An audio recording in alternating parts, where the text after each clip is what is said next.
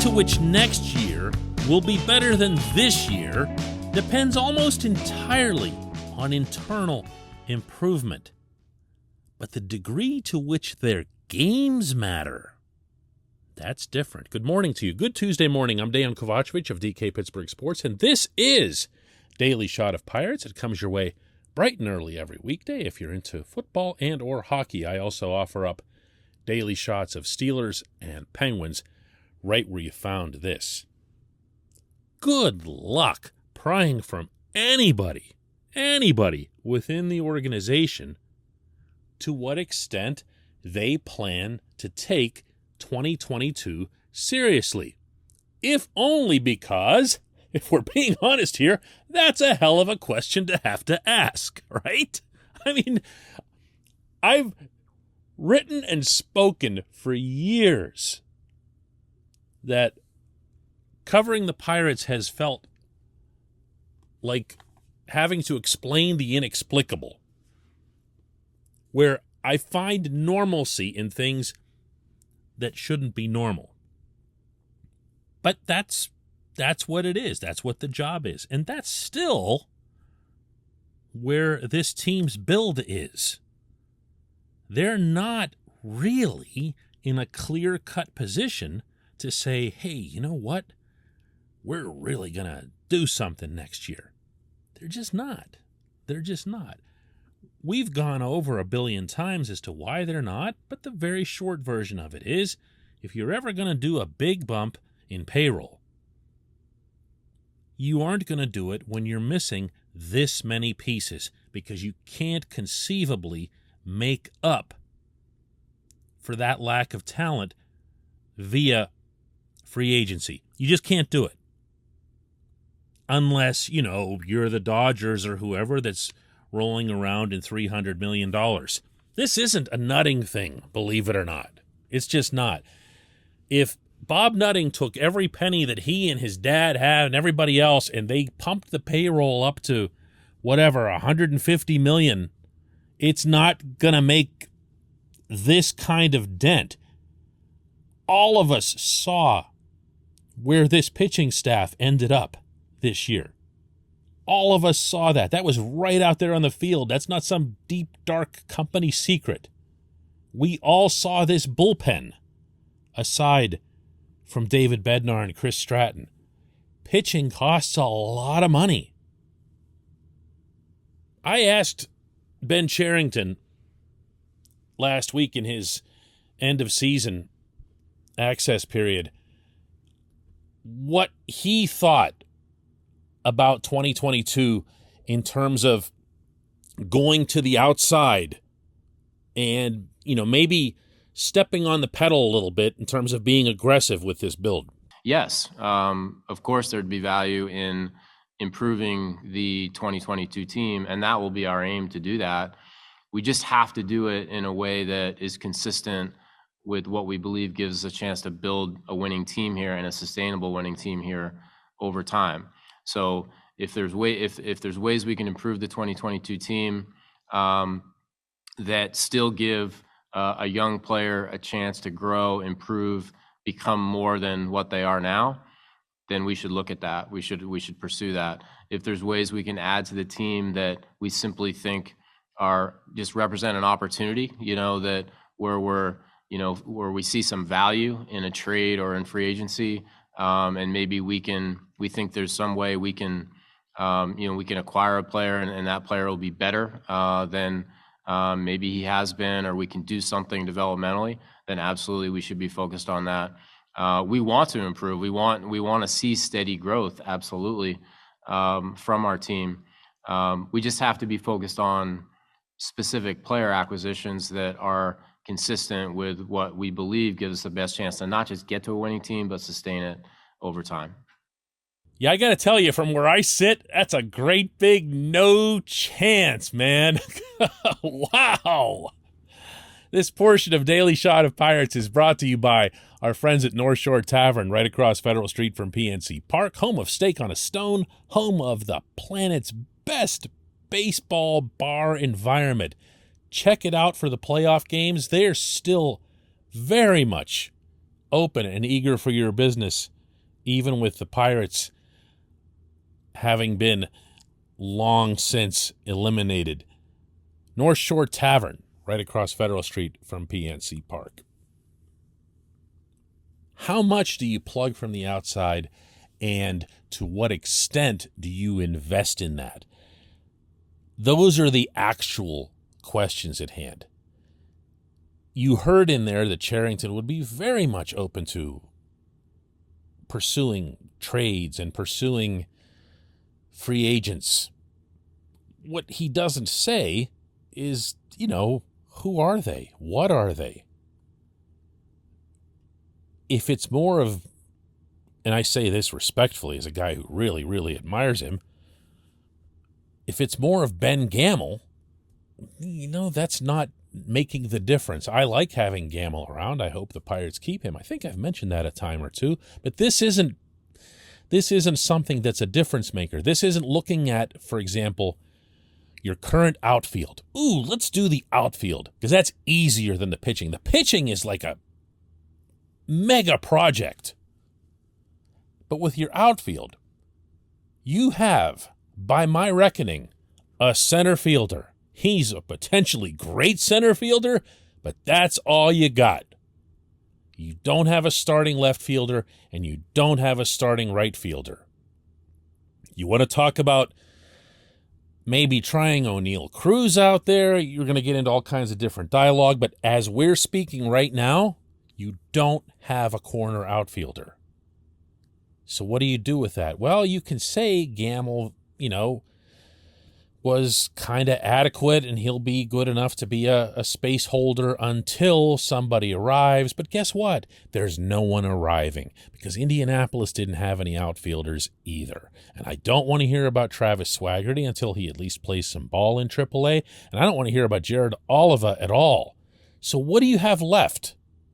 What do you have left? Rodolfo Castro is an outfielder? Not sure I really think of him that way, but I'm also not sure at all that I want to see him come to Pittsburgh with just, barely a handful of at-bats above the Double-A level. I want to see him prove himself, especially with the way he wound down in his final few weeks here.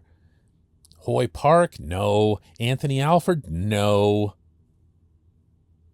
But what do you do? What do you do? This is a place where if you're Cherington, you can't do this thing that he did at the beginning of 2021 where you're just, hey, everybody, here's Dustin Fowler. Meet Dustin Fowler. Okay, Dustin, you're out of here, man. And you just do that like 10 times until you run into a Gamel that you kind of like. That's the kind of stuff I feel like the Pirates need to get past. Even if it's not part of the future, even if it's not something that they say, wow, this could be part of our, our core, what we're building here. Go get yourself an outfielder. Go get yourself an outfielder. He's not available yet, but you know what's one name that'll come up? I'll bet will be Kutch. Did you know he could very well be a free agent this winter? He's due $15 million next year if the Phillies exercise a club option. Even though he hit a ton of home runs, I don't think they will. That's an awful lot for where he was production-wise. So they'd have to pay a $3 million buyout, at which point, to repeat, he's a free agent. Kutch in left field? Sure, everybody would love that. Might even sell a few tickets over it. Kutch would be in left field playing next to the guy that the Pirates got for him. Wow, can't lose. I'm not suggesting this will happen. No, I shouldn't have gone down that road. I shouldn't have done that. But this is the kind of stuff that they need to get around to doing. My belief is that should start in 2022 because they can't go through another one of these. They can't be doing this 100-loss thing while they're buying time for the Greensboro Cavalry to arrive. They need to get better at the big league level. I asked. I thought it was a fair thing to ask. I didn't get much of an answer. Wasn't really expecting one. When we come back, just one question.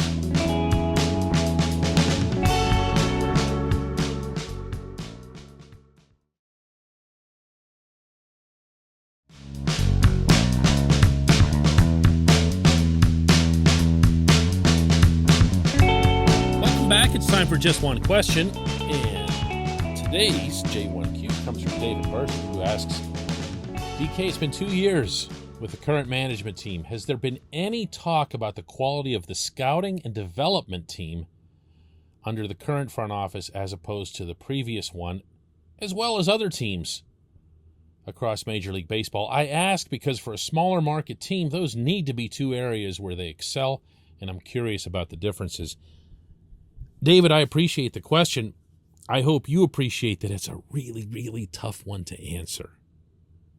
And the main reason for that isn't that it's difficult to get honest evaluations or fair evaluations when it comes to development in general. But it's mostly because 2020 was just shot, not just for baseball, but like for the whole planet. There really wasn't much that you could gauge. If you think about it, they sent a handful of players to Altoona for a satellite camp in which they didn't have enough pitching to conduct scrimmages. They ran out of pitchers because of the way the rules were structured. So you saw nothing. You learned nothing. 2021 at least offered us, so far, a full minor league season. And now, on top of that, we're going to get instructs. There were instructs last year, too. And if you'll recall, the amount of evaluation that was done by independent outlets like the Baseball Americas and MLB Pipelines of the world was crazy. Like they were talking about instructional league as if, it was a thing. It's not. It's not competitive in any way. It's not something you can track. So when they were all just like, Quinn Priester has rocketed up the rankings because of his performance in instructs, and it was like, what? So even that you couldn't really take all that seriously. It's a great thing to have on top of a full minor league season. It's an incredibly useful tool, but more than anything, it's a tool that's used for exactly what it sounds like, instruction. They have a chance to take players and really give them highly individualized education on certain things that they need to do that over the course of a ball game every single day, spring, summer, and fall, you can't do. That's what instructs are really about. Did they get better? Well, probably the only reasonable gauge that we're going to have with this sort of thing is if they had talent get inputted into the system, what happened to the talent? Did it get better? Did it progress? Did it get worse? You want to hear a good example? Prospect almost nobody talks about. Andy Rodriguez, who was his league's MVP with the low-A Bradenton Marauders. Catcher. He came from the Mets in one of the 5 million trades that have been made over the past year and a half. And Andy got better by every account in every way, but particularly with the bat. That's to someone's credit.